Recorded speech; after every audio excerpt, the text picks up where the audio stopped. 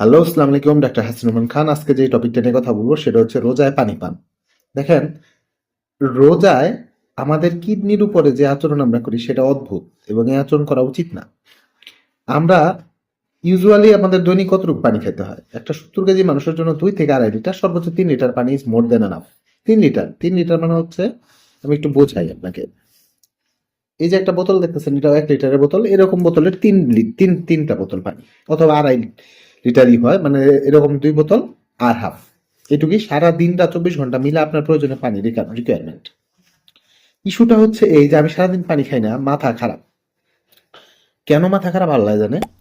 দেখা যায় আপনারা অনেকেই ইফতারিতেই এরকম 2 বোতল খাই ফেলেন। মানে হচ্ছে 1 বোতল পানিতে এমনি খান, শরবত খান, এটা খান, ওইটা খান, সবকিছু মিলে প্রায় 7-8 গ্লাস পানি আপনি ওই সময় খেয়ে ফেলেন।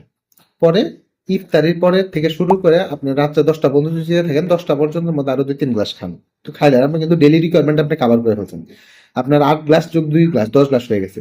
সেহরিতে আপনি আবার এরকম 1 থেকে 2 বোতল খাই ফেলেন। 1 বোতল খাইলে সমস্যা নাই, কিন্তু আপনি 2 বোতল আরো খাচ্ছেন, তাইলে আপনার দৈনিক রিকোয়ারমেন্ট হচ্ছে 2.5 লিটার, আপনি খাই ফেলতেছেন 4.5 লিটার, এই আশায় যে আমার তো দিনের বেলা আমি পানি খাবো না।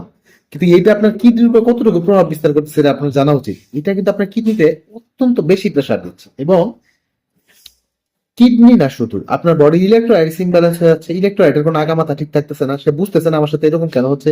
কিডনির জন্য কিছু গুরুত্বপূর্ণ হরমোন কাজ করে, সেই হরমোন গুলো ইমব্যালেন্স হয়ে যাচ্ছে। মানে মোটের উপর আপনার কিডনি বুঝতেই আসে না যে তাকে কেন কেন এত টর্চার করা হচ্ছে।